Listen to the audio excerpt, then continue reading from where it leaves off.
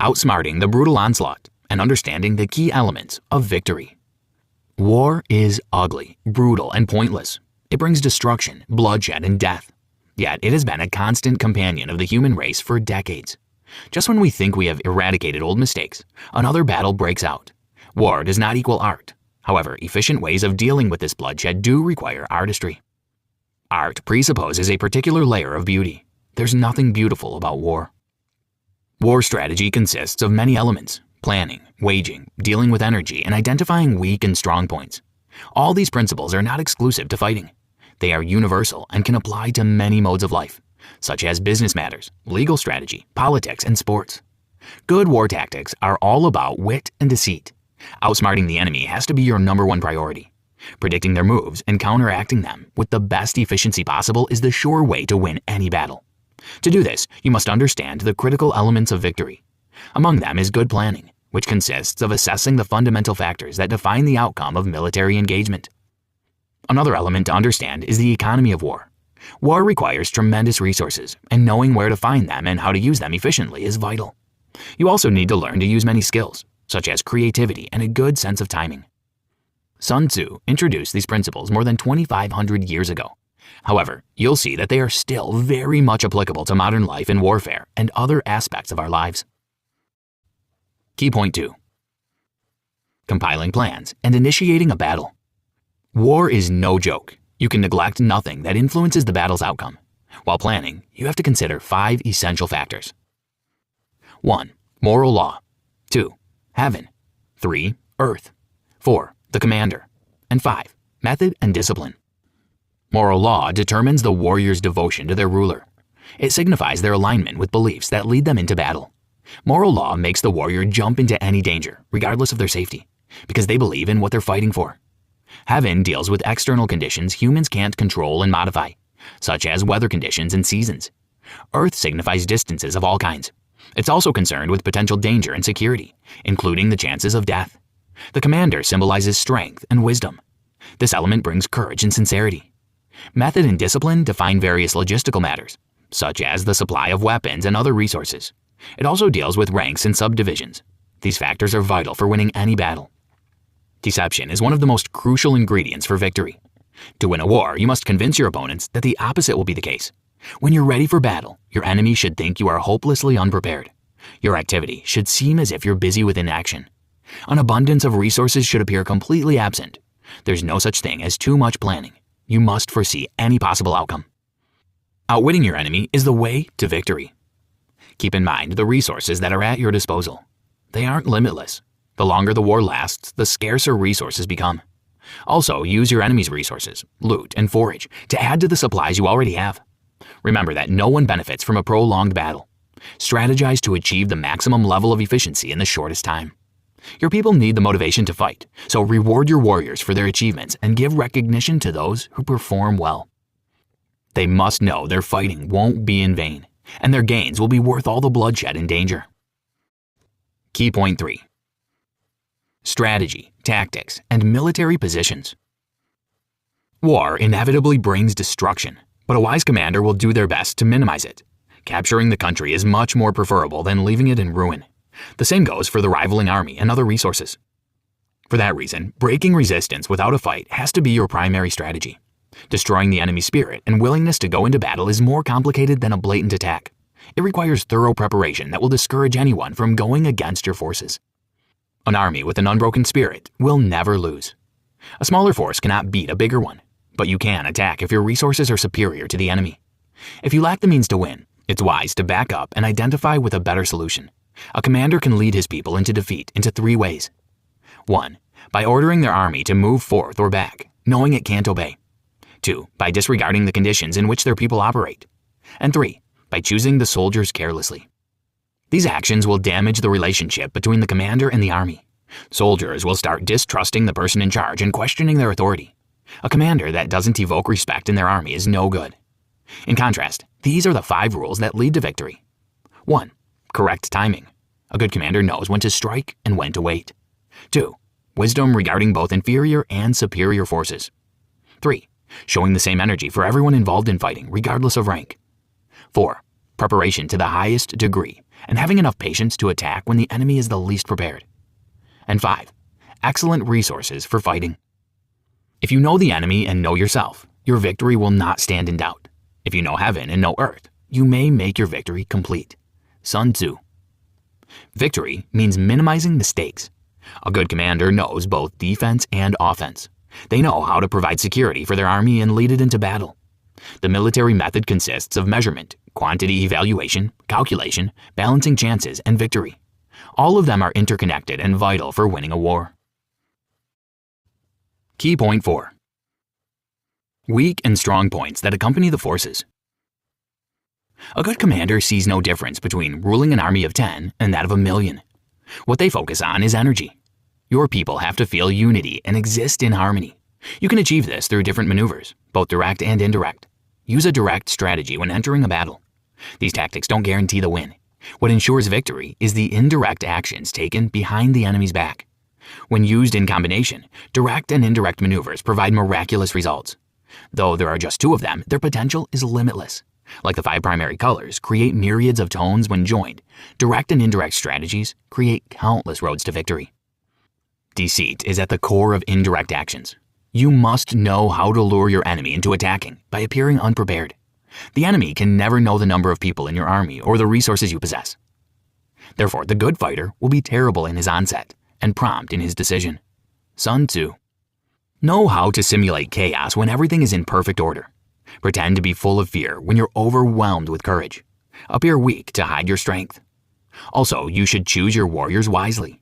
You can't ask too much of a person. Be strict, but always treat all of them with respect. Combined energy is your biggest strength, as no man is an island.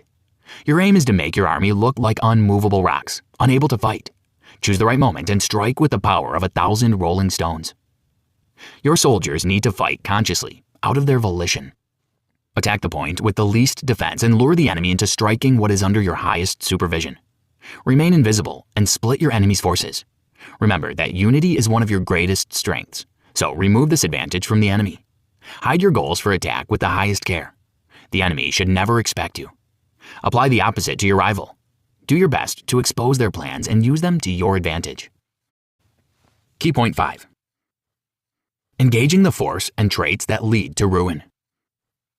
Before starting any battle, a commander has to harmonize all elements at their disposition. The most important aspects are their people and a variety of resources. This task is followed by tactical maneuvering, where the commander learns how to turn the disadvantages into advantages. War is unpredictable, and many things can veer off plan. A good commander must know how to turn any loss into a gain. It's essential to know the land where the battle will take place. Learn about its terrain, the weather conditions, possible advantages it offers, and the pitfalls it might create. Plan your moves accordingly and consider potential failures to commit to the initial ideas. A good commander has to be a master of deviation. It's also vital to understand the moods of your army. Practice discipline for yourself and among your people. Deceit works both ways. Prepare your bait, but don't allow your enemy to fool you with theirs. If your rival seems to be preparing to flee, your first urge might be to attack immediately. Always consider that your enemy's weakness might be a trap. Don't allow yourself to be fooled. Constant diligence is the key to success. Keep the hostile army on its toes at all times. Make them lose their temper and fuel their anger. Lashing out will probably lead to making mistakes, so strive to achieve this exact reaction from the enemy. Don't expect your enemy to retreat. Focus on being ready for their attack at any time. 5 negative traits may lead a commander to failure. 1. Recklessness. Impulsive decisions bring ruin. A good commander takes every decision with care and consideration. 2. Cowardice. War is gruesome, and a general must deal with all the horrors it brings. Victory is their key priority. Cowardice can lead to surrender. Controlling emotions is a critical skill in this situation. 3. A bad temper. This trait also leads to hasty and damaging decisions. Taking everything close to heart makes the commander easily disturbed.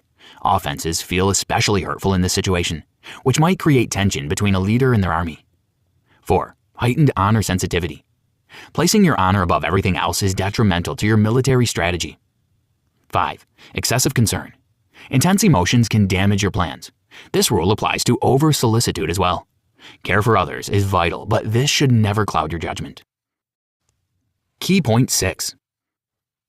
Maneuvering the army and configurations of terrain. Pay close attention to the behavior of your enemies. Consider their mood in terms of their positioning. They likely feel good about their location when they remain quiet and expect your attack. They probably want to change their position if they feel restless and try to provoke you. Your enemy being calm and prepared is not a great sign. This means that they will attack you. However, violent words and fast movements hide chaos and fright. It's good for you because it indicates a likely retreat. When it comes to suggestions for peace treaties, consider possible traps. No one wants to surrender just out of kindness. A good commander diligently searches for all signs of trickery if offered an arrangement. Don't treat your opponents lightly. Never underestimate their power, intelligence, and resources. It's easy to disregard something you hate. Hate is a natural feeling during a war. A healthy amount of dismissal of your rivals is good for keeping up your people's spirits. Too much of it may damage their determination and take value away from their actions. Fighting with a fool is easy until the fool destroys everything you love. There's no compassion in war. If your enemy makes you a peace offering, expect a trap. There are 6 different types of crisis a commander can cause. 1. Flight. If the commander realizes that their army is much smaller than the opposing one and still forces them to fight, the result will be an escape. 2. Insubordination. If a commander is too weak, their army won't obey. 3. Collapse. When the opposite is the case and the army is too frail compared to the commander, it'll collapse. 4. Ruin. When the officers refuse to obey the commander's orders and make decisions out of spite, it'll result in ruin. 5. Disorganization. The ranks are haphazard when the commander's orders are sloppy and unclear, and the duties are all mixed. 6. Rout. If the commander cannot objectively assess the forces, it will result in a rout. Value your relationship with your army. Listen to their ideas, respect their actions and words, and note their proposed changes. Don't treat them as your tools. Punishing is only beneficial if it's fair and if your relationship with your people stands on firm ground. Remember about praise and acknowledgement. You are leading people into the horrors of battle, so you must recognize their sacrifice and great abilities. Good submission comes out of respect, not out of fear. Did you know Sun Tzu's existence is contested? There are no records of him in major historical materials from the period he supposedly lived in. Because of this, some consider him a fictional character. Conclusion. No matter how horrible war is, humans still can't eliminate it. It's been our companion for centuries and brings destruction and unimaginable suffering. That's why we should know how to deal with war if it arrives at our door. War is a metaphor we frequently apply to many aspects of our lives. We want field experience from candidates when conducting a job interview. The competitors are enemies, and the exceptional achievers are warriors.